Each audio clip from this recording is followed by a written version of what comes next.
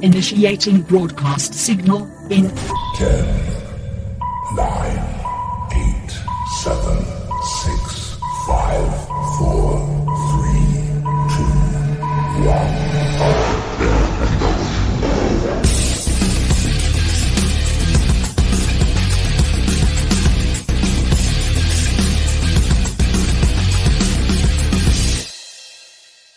Ladies, gentlemen, and knights of the Nerd World Order, this is the Nerd World Order broadcast.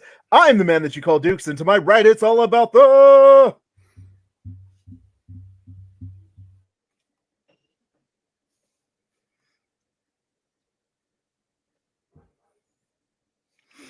Booyah! What's up? It's your boy Joe, baby. And to my other right, you can't stop me from calling him Poppy, Dan the Man Salazar. Welcome back, Dan. This is the way. This is the way. And on my other right, coming straight out of Krakoa, weighing 178 adamantium filled pounds, Alfonso Westman Flores. Oh my stars and garters. And to my other right, Nate Kid Cable Flores. Hi, Nate. Booyah! And yes, ladies, gentlemen, and knights of the Nerd World Order, that is the one and only Kid Cable Flores bringing us the recap on the Acolyte, which we're going to be discussing today. We're going to be talking about Star Wars' newest entry, which is the Acolyte. It's loved by some, hated by others, which is often how I'm described. So let's jump into it. Alfonso, I'll turn it over to you and Kid Cable. What do we need to know about the Acolyte? All right, let's see. Well, first of all, Nate, how'd you like the Acolyte? I liked it. It was a nice show. It was a lot of fun. Yeah. Yeah. Who's your favorite character? Wolverine. Was it Pip? Yeah. Yeah. Look over there. So tell him who Pip was. So Pip is like a machine that can do any machine. So she uses it for what? Medical? Medical. She uses it for welding. She does all kinds of things with it. Okay. So Nate, I want you to do your best and tell us about the show Acolyte. What's it about? So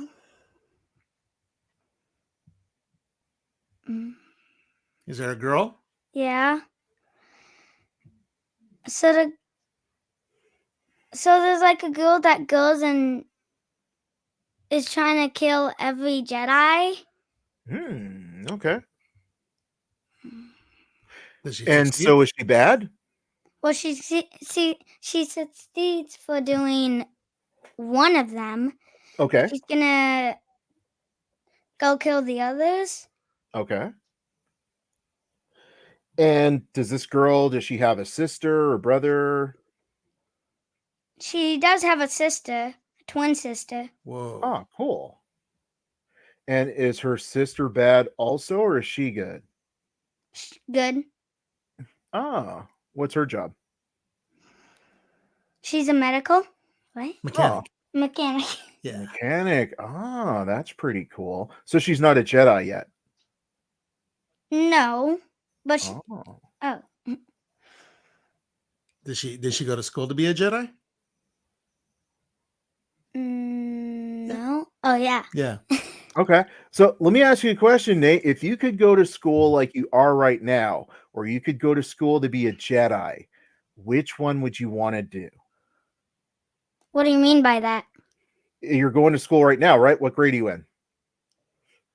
Going into third. I'm going into third. Very nice.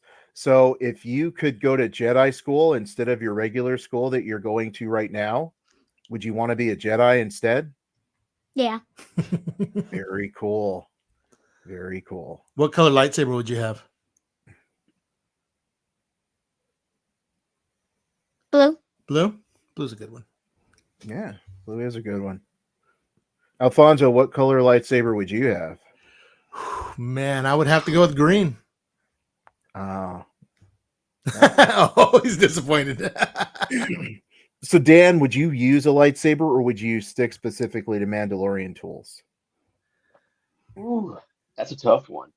But if I could wield the dark saber, I know Joe don't care too much for that. Thinks it's overrated, but I think I go with that.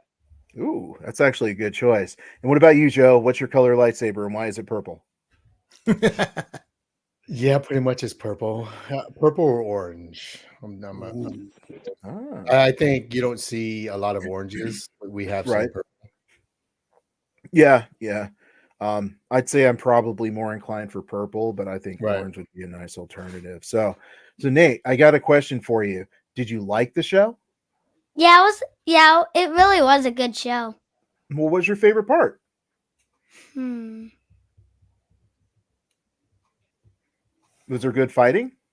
Yeah, You Very like the cool. fighting better or the story? funny. Fighting. Me too. Is it impressive that she can take down a Jedi without a lightsaber? Yeah. Pretty cool. It's weird. She tried to steal the lightsaber, but when she killed the Jedi, she didn't steal it. Yeah. Why didn't she steal it? I don't know. Ah, me either. Weird. All righty, buddy. Say, well, everybody, hope you watched the show. Well, everybody, I hope you watched the show. Don't forget to hit like and subscribe. Don't forget to hit like and subscribe. Bye, everybody. Awesome. Thank you. Bye. Thank you, Nate. Bye, Nate. That's Bye. Kid Cable. Great job, That's Nate the the future Great. right there. Cable. Nate, Nice thank job. you. Nice job, buddy. Bye. Bye. Bye. See you, buddy. High five. Woo. Nice job. Yeah, That was Yeah. fun. That was very fun. yeah, Very very good cool. little kid. I like him. Yeah, definitely. So, Alfonso, did you at one time have all that hair? Yes, at one time I did. And it was pretty Wow. much the same. I don't know if you could tell in this lighting, but he has natural highlights. Wow. I have no Very idea what that nice. means. No idea at all. You know how when girls they dye it and they put a little bit of blonde, like Rogue, she has highlights, but one big white one. That's just a stripe, bro. Oh yeah, stripes like a tiger. Like a gremlin. Yeah, that's a good way to put it. Okay, so Nate has brought us all up to speed on the Acolyte. Now, as you guys can see, the NWO has a Star Wars expert. It is Dan the Man. We could not discuss Star Wars without asking Dan to come on. So thank you very much, Dan, for coming on. Oh, I always enjoy talking nerdy with you guys. I appreciate you inviting me back. You know, real quick, I just want to give a shout out to my mom on her birthday. My parents are a big part of my Star Wars fandom, and my mom is to this day is one of the most awesome people I know. So I love you, Mom. Happy birthday. That's so cool. Yep, Happy happy birthday, to birthday. you, Mom, bro. Happy birthday. That's cool. So I'll piggyback off of Nate. I'm just so excited, dude. Like I'm excited right now.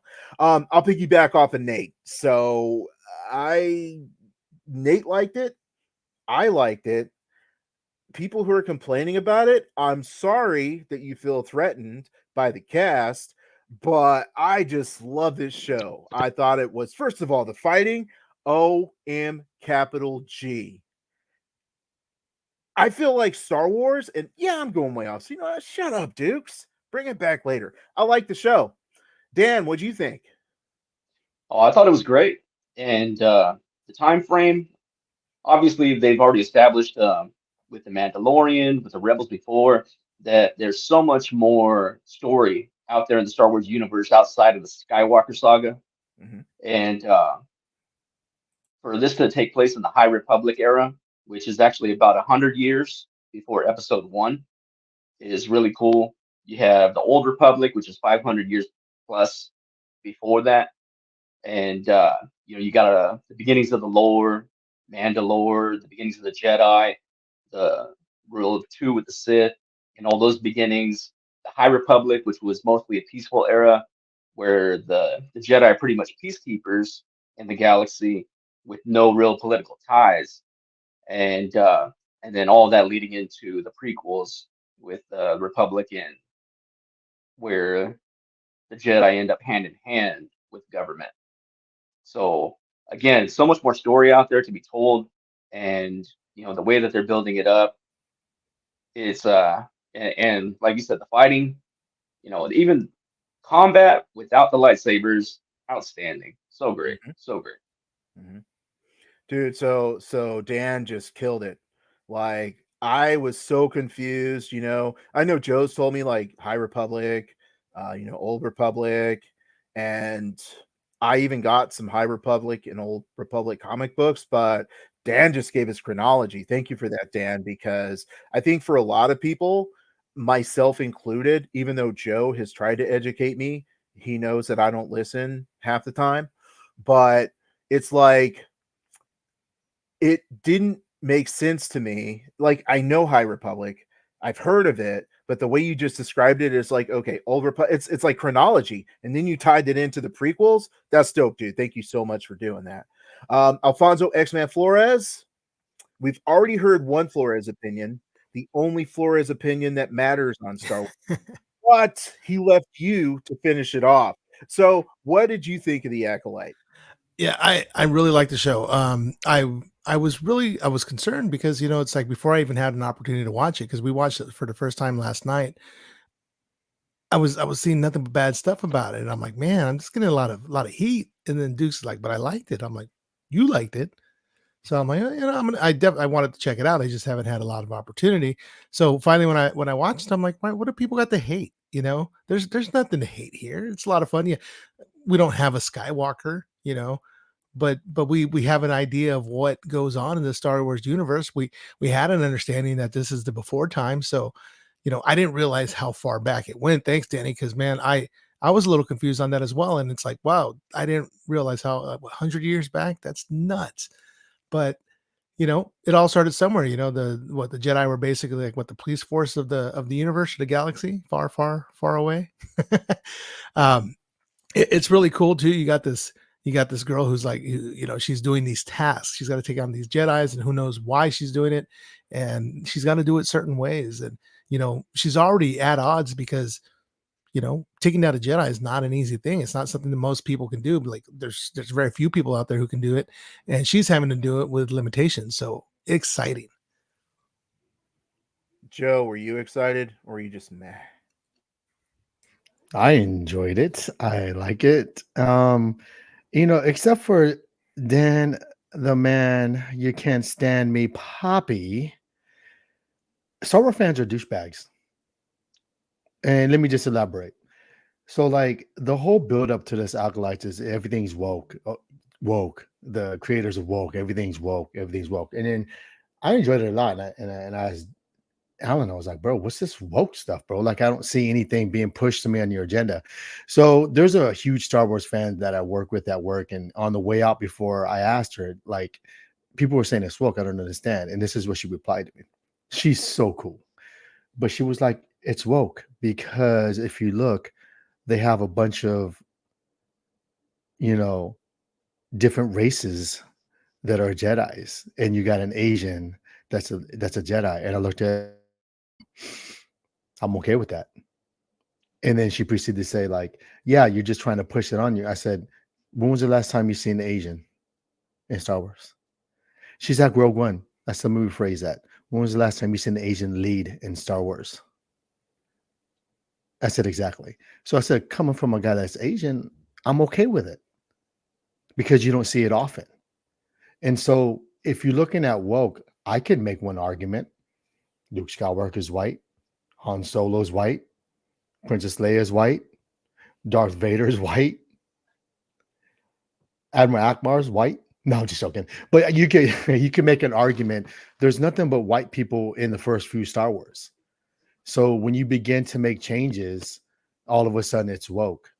Where if you look at this podcast, we're all different races, right? But the nucleus of putting out some good storylines in our podcast is what separates us from the rest.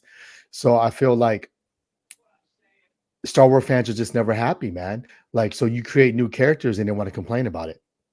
You create recast on characters and you still complain about it. Like they're never happy.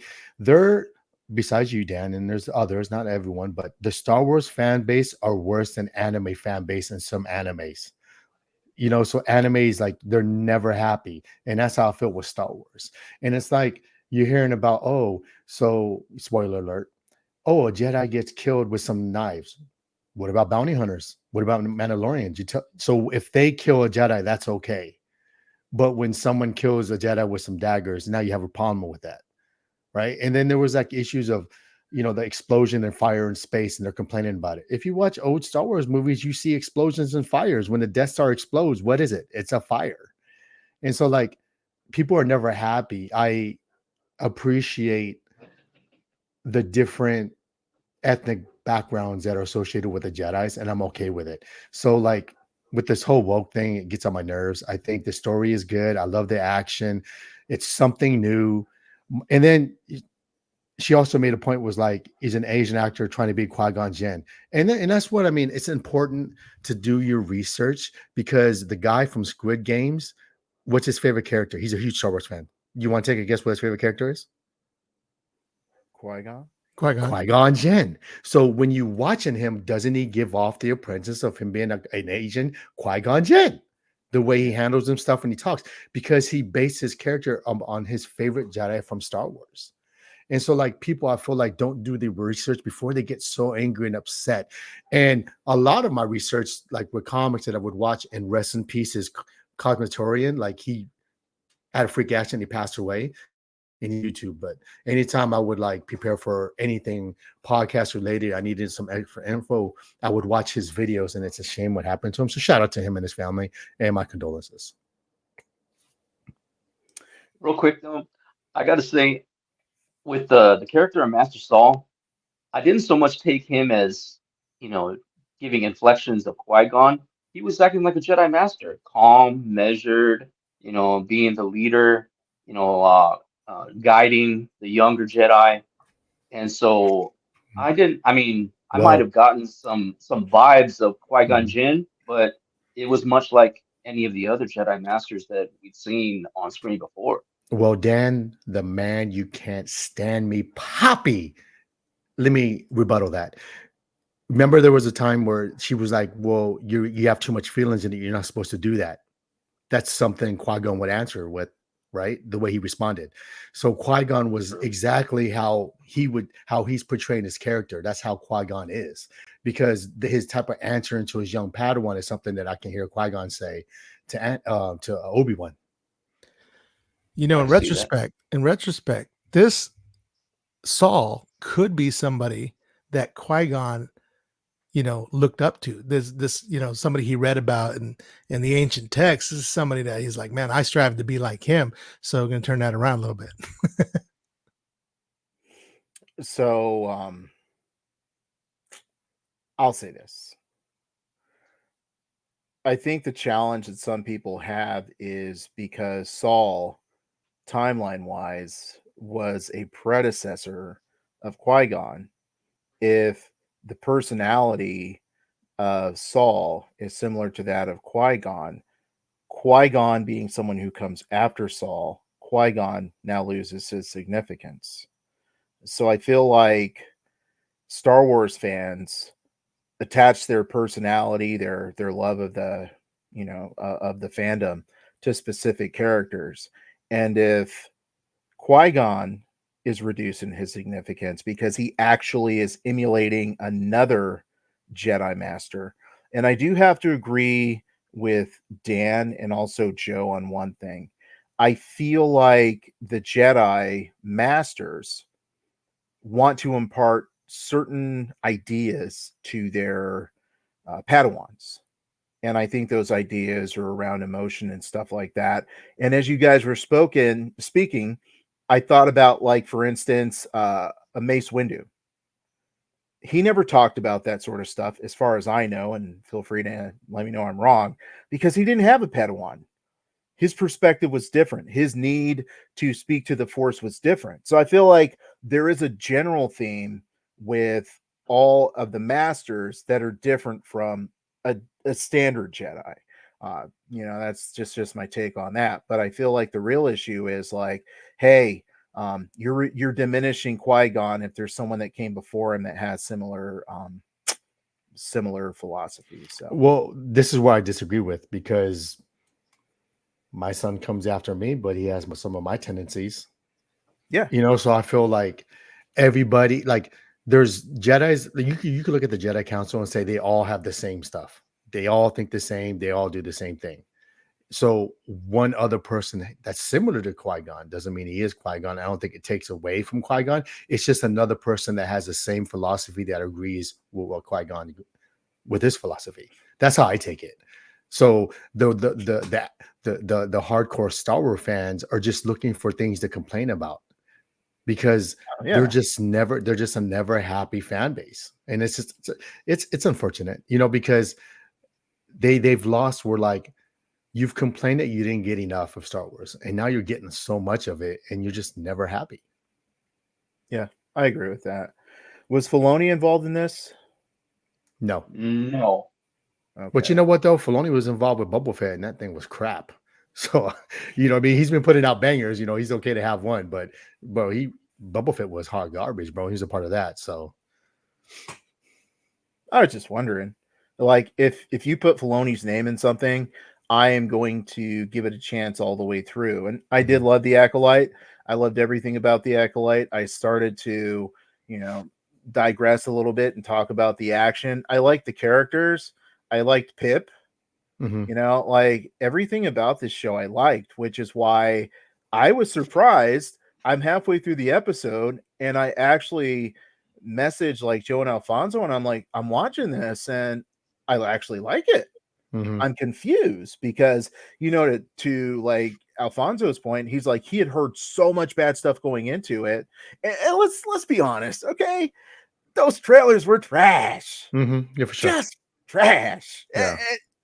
Only reason I watched it was because I just had to see why it was so bad. Those trailers. Yeah, go ahead, Joe. Go ahead, Dan. Sorry, I'm hyped up. No, I did see that it was getting review bombed before it even premiered. Right. And I think that was a lot of off of the trailers. Yeah. And again, those disaffected Star Wars fans that are never happy with anything. They see, another female lead, or just an Asian, Jedi Master, or whatever it is that's gonna irk them, and everything they don't like is woke. And Kathleen Kennedy's ruining Star Wars. I agree, dude, 100%. So I'll say this, okay? I'll throw it out there. There were too many black people. There were too many Asian people. There were too many women, and not enough. I love everyone, no matter where you come from. However, the Star Wars fans said there's not enough white people. Yeah, you got all that, but why are they okay with green Muppets? Because they don't have to live with green Muppets in real life. You remember, like, back in the day, like when Matrix was good, they were complaining about where were they from? I can't remember. Like where were they from? Their city, right? Their city, Zion. There we go. Thank you, Dan. And people were complaining because there was nothing but black people there. Like, if you look at it there, I remember hearing about that. People were so upset. They're like, why are there only black people up in there, dude? And it's just like, it just reminds me of, like, what Alan said with the Star Wars thing. It's pretty funny. But dude, I'm gonna say it now. The person that's training her has to be Trinity, dude. It has to be Trinity, because I feel like she didn't sign on to be a Jedi only to die in the first episode. She has to be the one training. I think she's the one that's training the twin sister. If she did, that was such a great misdirection, though. Yeah. They were promoting her in the trailers and everything. You thought she was going to be a main character throughout the series. Yeah. And she dies in the first episode in a great battle. Yeah. That's what I mean, though. She has to be the one. And if you think about it, bring her back. I think she's the one that's training, the dark figure that she was talking to. It has to be her. It has to be. Dude, that makes a lot of sense. Yeah, but I think we've talked discussions about this before. One can make the argument that the Jedi are actually bad, if you think about it, right? You can make an argument for that. So they've been corrupted before. So if you see, I don't know the guy because I'm bad at names, but you remember the guy that was hovering like he was Avatar? when he took the poison to kill himself because he said we were wrong, we shouldn't have done that. Mhm. And I wonder if they're going into the direction of that's the first, because Jedi's really are not supposed to be involved in stuff. They're supposed to be like the mediators type of like force in the galaxy. Right. And that could probably be the beginning of Jedi being more influential of what they think of ideals to the public of how things are going to be. And those old school Jedi's like himself realize like, yo, we messed up. We shouldn't have done that. And I'm thinking Trinity, because Carrie Moss was fine in Trinity. That's why one of the pluses in the Matrix. But I digress. Anyways, uh, I could see her having the same type of view and doing something to change the way the Jedi's philosophy is. Because it's kind of Whoa, crazy whoa, because whoa, you whoa, talk Joe. about what? Whoa, whoa. A female lead and a female villain? Hmm. That sounds woke to me. Yeah, it's crazy. Like, no, you know why it doesn't sound woke? Let me explain why it doesn't sound woke. The only part that sounds woke is the black villain, but the white villain is okay. So it's only half woke. I gotta disagree, bro. A female villain, that's ridiculous, bro. Right. But you know what though? I'm okay with it. If dude, she's a badass. So I'm okay with it. You know what I mean? She moves and she's with them daggers, she's dope. But like the Jedi's whole biggest thing is they talk about your feelings, right? Your feelings. But your feelings is what makes you go to the dark side, right? So if you're telling me that I can't be in love, now I'm feeling hate. And the whole Jedi's thing is not to have hate, but you're telling me not to do something, so I feel hate because I can't have love because you don't want me to love. So if a Jedi can't love, the only thing that's circling around, that's always coming around, is hate. Yeah, that's always been the downfall of the Jedi throughout Hmm. the series Yeah. is the hypocrisy of Hmm. their tenets Hmm. and the conflict that it creates within Right. each of the ones that end up flipping. Hmm. So yeah, if you want to feel loved, then you're supposed to suppress that, and then you're gonna resent that, and then obviously then that turns to hate. Right. I think the ones that find balance between that is a Qui-Gon Jinn, right, or a Mace Windu. I think those are the two that I know of that can balance that. And even though it's fictitious and it's not true, are there the Gray Jedi's? But again, that's where the like the Tales of the Jedi and those kind of stories are so Mhm. useful in giving a Yeah. little bit more backstory and the things that they've seen, the things that they've Hmm. experienced that kind of, point them in the directions that they end up going.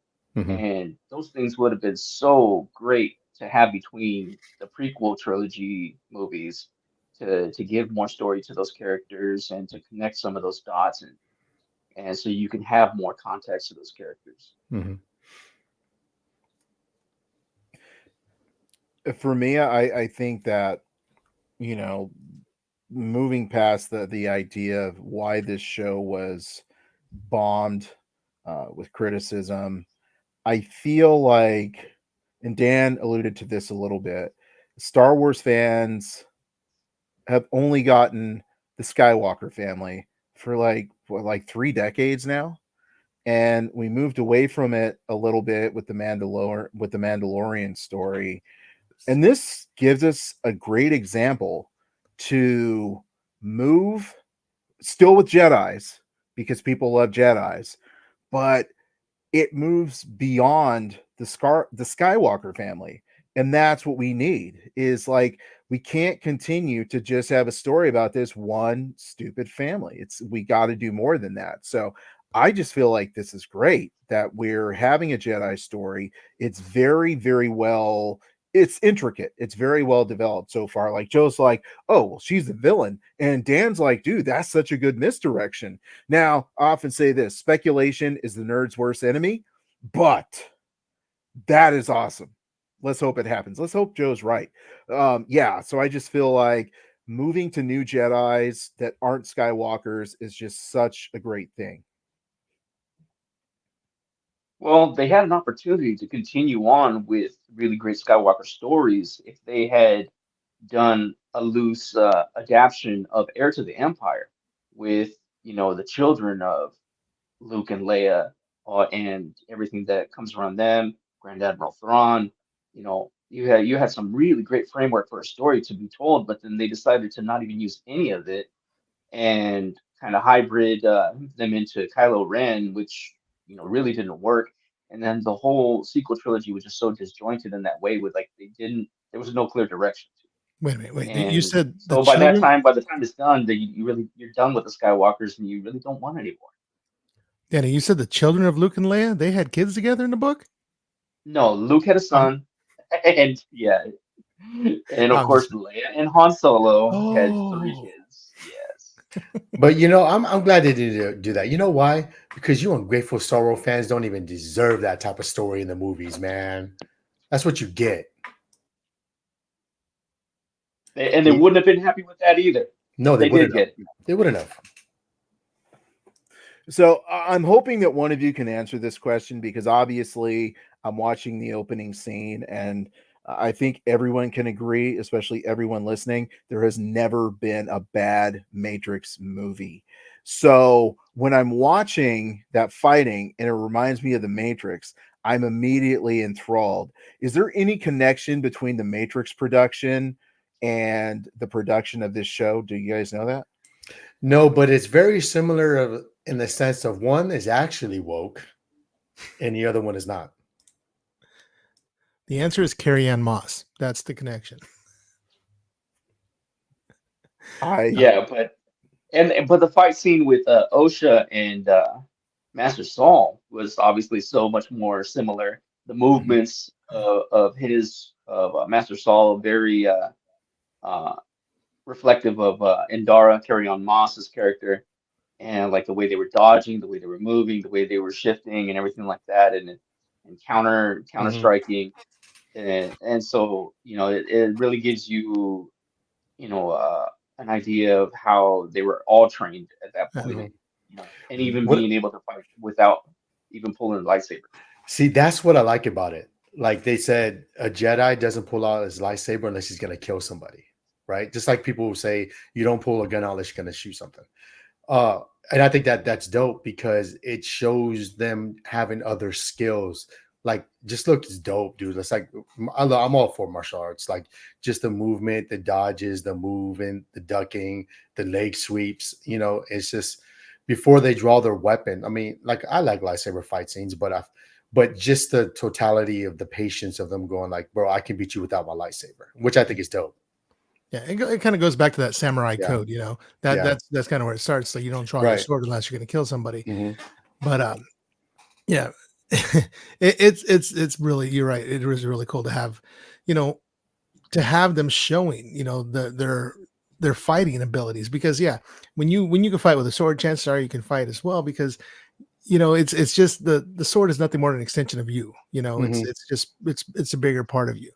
So, man, the fight scenes were really, really good. I agree the fact that they didn't pull it out at all. They didn't need to. And then what Nate was saying earlier too. It's like while May was fighting them, she was trying to get the lightsaber. She did it twice, and when she was fighting both Saul and Indra, right? Indara, Indar, yeah. right. That's what Dan But said. when Indara got killed and she laid there with her lightsaber right next to her, she looked at it and just walked away. She doesn't want to take it from a dead person. She wants to take it from a live Jedi and take the Jedi out with that lightsaber.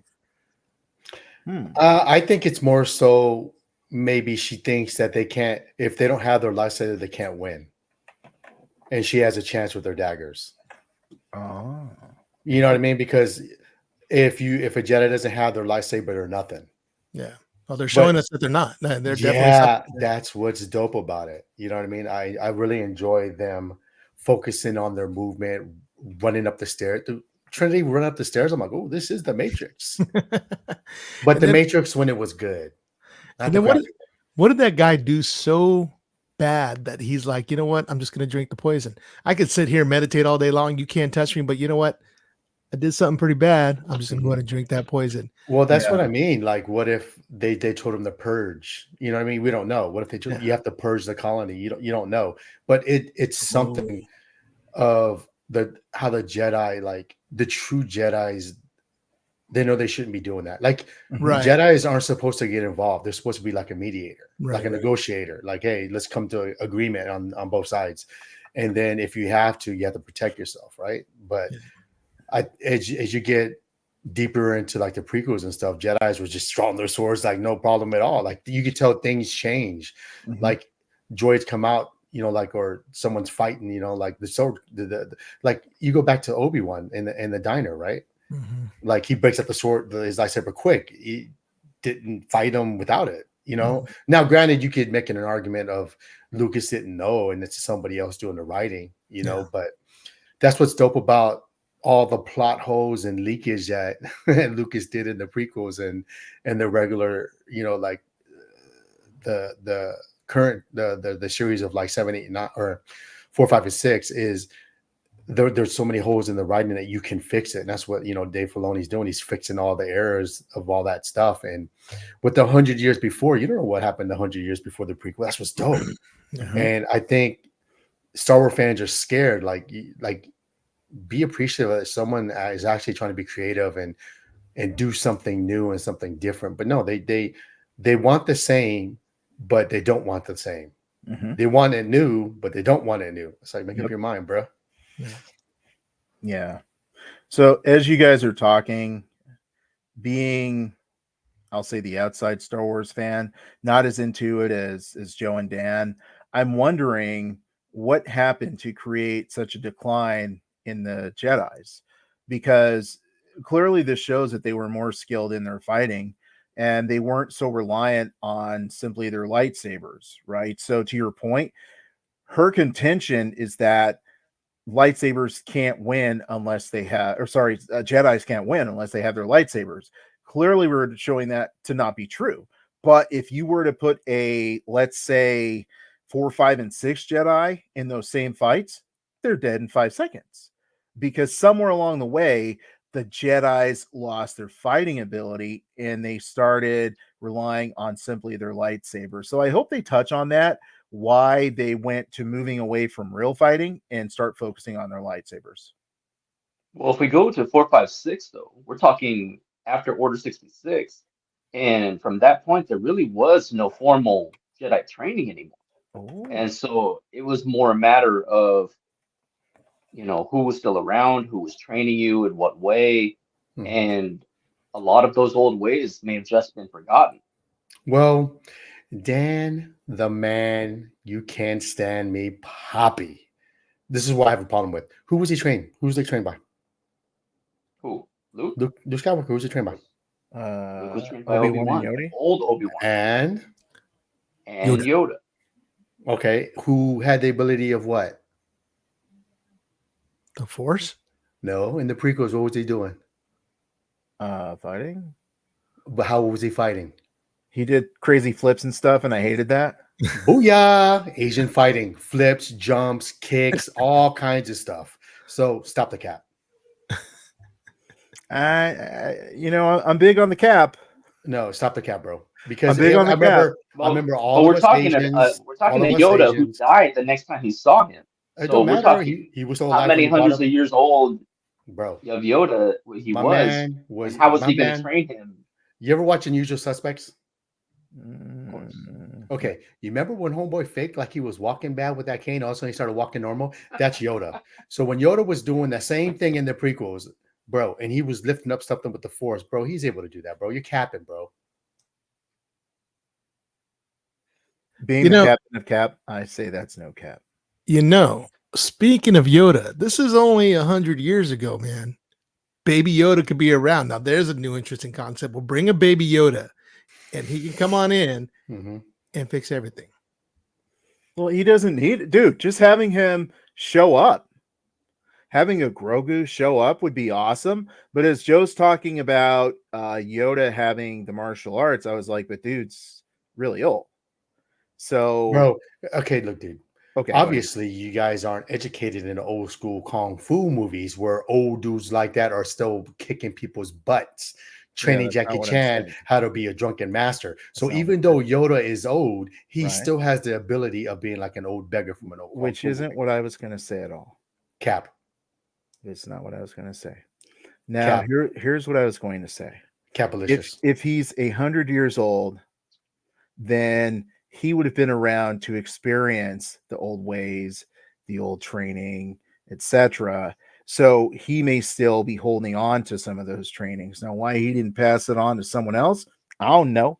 But I feel like Yoda, based on his age, would have had the ability to experience that training of the old ways. Yeah, because You know he's what? I do have a parallel. Okay, so Joe, you're a sports fan, and you grew up watching the Michael Jordan era of the '90s of the NBA. How much different does NBA basketball look now compared to 30 years ago when Michael Jordan was in his prime? So it's a completely different game that they're playing now compared to just 30 years ago, and we're talking, hundreds of years in the difference of, training of force sensitive warriors. So that training can evolve, it can change, it can, depend on, again, where they're getting their training from and who's doing it, whether they're on Coruscant with the main Jedi Council or, off on satellite planets with other Jedi Masters. So it can vary, so differently. How much different are AAU basketball players coming up in the US than European basketball players coming, into the NBA? How much different are they? So it's just the variation and how it evolves as you go along. Mhm. You get from that 100 years before the High Republic to the prequels where they're doing all the flippy Mhm. dippy, and eventually to episode 4, 5, 6 where it's a lot more crude, a little more basic and not as adventurous. I'll answer your question. So the reason why it's like the league is like that now is because the league caters to offensive scoring. And so they cater to people. It's not the physicality is not there. So let's just go to the Jedis. So the Jedis right now have been trained to fighting, but as it evolved through the years, they became to the point where they're not fighting as anymore. So when they're not fighting as much, just like in the NBA, the defense goes down because it's all about scoring. So let's go back to the Jedis. If you're not fighting the way you're fighting it before, you get complacent and you lose those skills because it's easy to you to just use the force and a lightsaber than it is to train your body and your mind to fight the way these Jedis are now. And also, though, how we talked about the High Republic was a time of peace, and the Jedi were more meant to be peacekeepers. And so, in that sense, they're meant to de-escalate before they get aggressive with their lightsabers. Whereas, starting from episode 1, they're going into wartime, and it's always conflict. So, pull the Yeah, I think saber that's just out, the go to the, the battle. Jedi's downfall is them getting involved when they shouldn't. True. It's interesting as you guys talk about that. I'm wondering, did the Jedi's have anyone that they needed to prepare to fight in the Old Republic or the High Republic? Because there were no Siths by that point, right? Well, if they were concealing themselves really well, but they're talking more like pirates and maybe bounty hunters and things like Gotcha. that. But again, to where not to the point where you would consistently need lightsaber battle. And so again, you're more looking to hopefully de-escalate, I Mhm. guess, without the use of deadly force, and which could lend itself to that type of fighting style. I almost want to say like because the training became so lax, everybody think they can kill a Jedi. You know what I mean? And I feel like everybody trained themselves to kill a Jedi, where a Jedi was just training to not fight. Where Siths are training to fight. Siths are training their fellow person to kill someone because they're training their apprentice so they can kill them. That's the hierarchy. I'm training you as my apprentice. You either be strong enough to kill me or I'm going to kill you.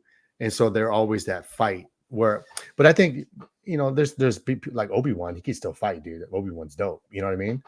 So, I mean, he is dope, bro. I know you don't like him, but Obi-Wan's dope, dude. Like that folk can fight. I mean, you're just thinking about Obi-Wan, like, 4, 5, and 6. Yeah. Yeah, it's Facts. it's so impressive how much the fighting style has changed from Mhm. the original trilogy to now. It's I mean, it's gone light years, right? Man, oh, I had a question here. Did I lose it? Is it Yeah. gone? No, maybe.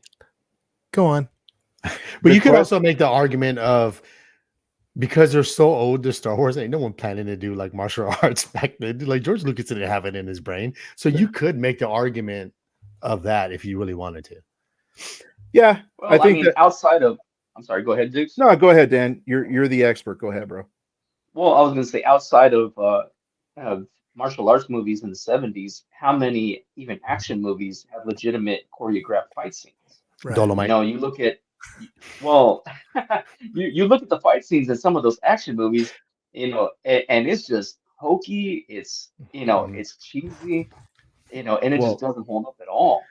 yeah. And so, like you didn't have the advantage that, Mhm. they had in 1999, Yeah. where you have a guy like Ray Park, Right. who can coordinate it on his Mhm. own and create I'm Yeah. sorry, not one of the best saber battle in the whole franchise.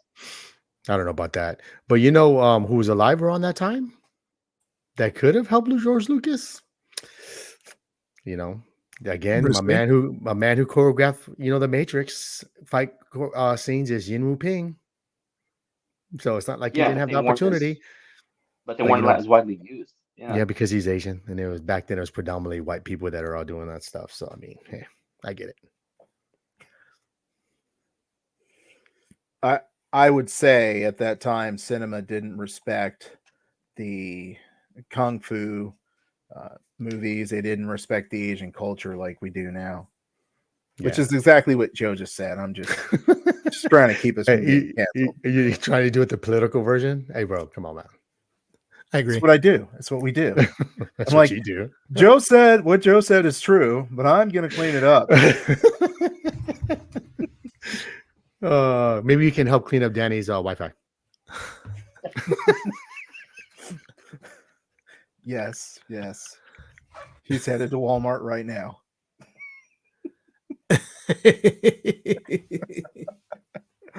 So I got a question for you guys. So, I went in with low expectations. I don't even know why I watched it, to be honest with you. But, looking at the entire show, what do you take away as being most impressed by the show? I'll start it off with Alfonso. Um, yeah, I would just have to say I was most impressed with the fact that they're starting with a character who is not a Jedi, and the plan is to take down Jedi, and has very little use of the Force, has some Force, sensitivity, but it's the little guy trying to take down the big guy, and it's pretty impressive that they're going with that. I mean, I guess Star Wars is all about the little guy taking down the big guy with the rebels and whatnot, but this is more of a personal basis. So I'm excited to see what happens with it. I'm happy with everything I've seen so far. I can't wait till we're done here so I can go watch the next episode that just premiered right now.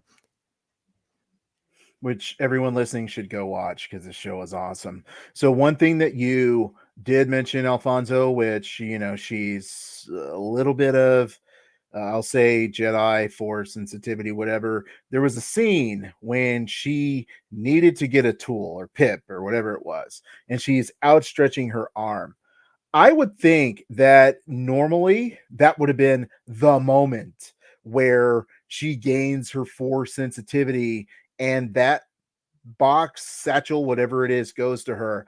So I actually applaud the writers and the producers because they didn't give us what we expected, which moved me in a different direction. I'm like, well, I don't know what's going to happen. Let's keep watching. So I really like that they did that. So Joe, what would you say you like most about this show at this point? You both of you make great points. I enjoyed like the dude that was flown like Avatar. She wasn't gonna beat him. His force was like so strong, but she did it strategically where she gave him some poison and said, "Look, you know what you did. Fix it." And he was like, "You know what? My bad." And then of course she used Trinity like she was because back in the day, Jedi's I felt like they weren't as fast. Like she threw the dagger and then she tried to stop it, but then the other dagger went through. So it's just little stuff like that that like that I appreciate, even though I think she's still alive. But the way that the evil twin is trying to kill everybody without using a lightsaber, even though she is force sensitive. So I appreciate stuff like that. I appreciate the fight scenes. Like I just really enjoy the show, and I'm curious to see where it's going to go from here. And it's unfortunate because people are not going to watch it. The ratings are going to be terrible, and then we're not going to have a season two. So it's very disappointing. So if you're listening to this, please go watch the show. It's pretty good. Dan, you're the expert, man. What did you like most about this show? Um, I've liked everything that you guys are mentioning, and the way that the story is being presented as an unfolding mystery. Um, it's just a different take on just telling the story, slowly unraveling it and not resorting to the lazy writing, as you pointed out, Alan. You know, the plot devices and things like that that can move it along. They're letting the story just unfold, and the fight scenes are top notch. Again, as the fighting has evolved throughout the franchise from episode 4, it improved to Empire Strikes Back. You got Phantom Menace, went a little over the top with the rest of the prequels, but now like you got this whole different take on it, and it's just really cool to see. So to see how they're again exploring different ways of presenting the Jedi characters is just really cool to see. Yeah, there's just so much to like about this show, and I know that Joe has definitely, with a great deal of emotion, which will probably make him a Sith at some point. He did express his disdain for people that don't like the show, based on what they interpret as being woke. But to me, it's baffling, but it's also very telling that a show that all of us can enjoy and also identify, like, hey, we know why you don't like this show, but that all of us can enjoy. And I feel like all of us have different, very different perspectives on what we look for in a show. Like for me, I really loved the action. That's what drew me in first thing. Whereas, Dan's able to look at it from a perspective of like historically and chronologically, this is what happens, and this ties in with this, and it's building and the mystery. And so for me, it's really exciting for this show to be where it's at because I feel like it's the first time a long time I've actually been excited about a Star Wars product. Mandalorian was cool at first, but I feel like it kind of started to fizzle a little bit. But this is exciting right now, and I hope it continues to be so.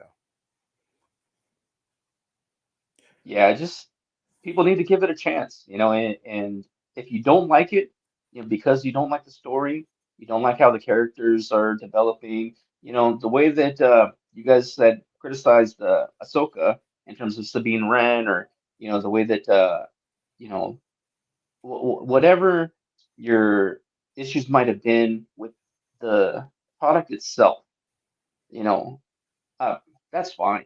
But to have these surface complaints about it without even, taking the time to find out about it, that's just, it's foolish. Yeah, I agree. So even though that's foolish, guys, I have to tell you, I'm excited about the show. This has been an awesome episode for me because I really feel like the passion that we feel for this show. Like I said, am I passionate about Star Wars? No. Am I passionate about watching this show?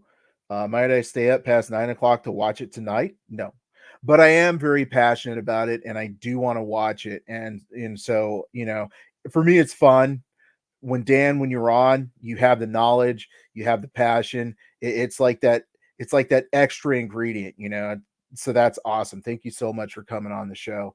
So that being said, Dan, I am going to turn it over to you with the final thoughts on the show, on Star Wars, whatever you want. Well, um, I'm already hooked. And so I'm really interested in seeing how it unfolds. And I hope other people give it a chance. The people who review bombed it, they're already out. They're not going to even bother with it. and that's fine. But for people like us who grew up with it, who, are always up for more Star Wars content, bring it on. And this concludes this episode of the Nerd